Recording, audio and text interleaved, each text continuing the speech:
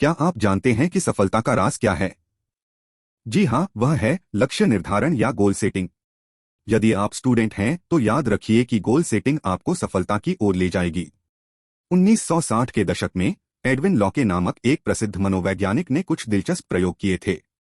उन्होंने अपने एक्सपेरिमेंट में पार्टिसिपेंट्स को दो समूहों में बांटा। इन प्रयोगों में टास्क के रूप में नंबर पजल और वर्ड गेम्स जैसे विभिन्न कार्य शामिल थे। एक समूह को स्पष्ट और चुनौतीपूर्ण लक्ष्य दिए गए, जबकि दूसरे समूह को बस अपना बेस्ट एफर्ट करने के लिए कहा गया। लॉके के प्रयोगों से पता चला कि जिन लोगों को स्पेसिफिक और चुनौतीपूर्ण लक्ष्य दिए गए थे, उन्होंने लगातार उन लोगों से बेहतर प्रदर्शन किया जिन्हें केवल अपना बेस्ट देने के लिए कहा गया था। अपने एक्सपेरिमेंट्स के आधार पर लॉके और लैथम ने गोल सेटिंग सिद्धांत के 5 मुख्य पॉइंट्स दिए। फर्स्ट पॉइंट है क्लैरिटी। स्टूडेंट्स, अगर आप अपनी पढ़ाई में सफलता चाहते हैं तो आपके लक्ष्य क्रिस्टल क्लियर होने चाहिए। सोचिए कि आप एक दिन में क्या हासिल करना चाहते हैं, कितने सवाल हल करने हैं, कौन सा चैप्टर पूरा करना है या किन टॉपिक्स पर फोकस करना है। जब आपके लक्ष्य स्पष्ट होंगे तो आप उन्हें आसानी से अचीव कर पाएंगे। याद रखें, अनक्लियर गोल्स आपकी सफलता में रोड़ा बन सकती हैं। इसलिए अपने टारगेट्स को क्लियर और कंक्रीट बनाएं। जब आप जानते हैं कि आपको क्या करना है तो आप अपनी पूरी एनर्जी और फोकस उस पर लगा सकते हैं। सेकंड पॉइंट है चुनौती। दोस्तों, क्या आप जानते हैं कि आपके लक्ष्य न सिर्फ स्पष्ट होने चाहिए बल्कि थोड़ा चैलेंजिंग भी। हाँ, आपने सही सुना। अगर आपका टारगेट बहुत आसान है तो आप अपनी पूरी क्षमता का उपयोग नहीं कर पाएंगे। हाँ, लेकिन अगर वह बहुत मुश्किल है तो आप निराश हो सकते हैं। सोचिए, अगर आप 1 किलोमीटर दौड़ सकते हैं और अचानक आपका लक्ष्य सिर्फ 500 मीटर हो जाए तो क्या होगा? आप शायद प्रेरित महसूस नहीं करेंगे। लेकिन अगर आपका लक्ष्य 2 किलोमीटर हो जाए तो यह आपको और मेहनत करने और बेहतर प्रदर्शन करने के लिए प्रोत्साहित करेगा।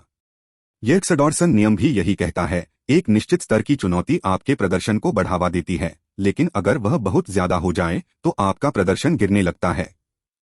इसलिए अपने लक्ष्यों को स्मार्ट बनाएं, यानी कि स्पेसिफिक, मेजरेबल, अचीवेबल, रेलेवेंट और टाइम बाउंड। ऐसे लक्ष्य आपको ऑर्गेनाइज्ड और मोटिवेटेड रखेंगे और आपको अपनी पूरी क्षमता तक पहुंचने में मदद करेंगे। थर्ड पॉइंट है कमिटमेंट। जब आप अपने लक्ष्यों के प्रति पूरी तरह समर्पित होते हैं और उन्हें हासिल करने का दृढ़ संकल्प लेते हैं तो आधी जंग तो आप जीत ही लेते हैं। लेकिन सिर्फ प्रतिबद्धता ही काफी नहीं है। पीटर गोलविट्जर की इम्प्लीमेंटेशन इंटेंशन थ्योरी कहती है कि जब आप स्पेसिफिक प्लानिंग करते हैं कि आप अपने लक्ष्यों को कैसे, कब और कहां प्राप्त करेंगे, तो आपकी सफलता की संभावना और भी बढ़ जाती है। तो अपने लक्ष्यों को पाने के लिए एक ठोस योजना बनाएं। सोचें कि आप क्या क्या कदम उठाएंगे, कब उठाएंगे और कहां उठाएंगे। इससे आपकी प्रतिबद्धता और भी मजबूत होगी और आप अपने लक्ष्यों को आसानी से हासिल कर पाएंगे। फोर्थ पॉइंट है फीडबैक। नियमित फीडबैक हमारी सफलता की राह में एक अहम भूमिका निभाता है। जब हम अपने लक्ष्यों की ओर बढ़ते हैं तो हमें यह जानना बहुत जरूरी है कि हम सही दिशा में जा रहे हैं या नहीं, और यही काम फीडबैक करता है। कर्ट लेविन के एक्शन रिसर्च मॉडल में भी फीडबैक की भूमिका को मेंशन किया गया है।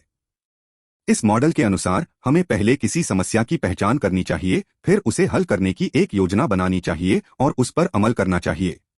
लेकिन सबसे महत्वपूर्ण पड़ाव है रिजल्ट्स पर डिस्कशन करना और जरूरी बदलाव करना।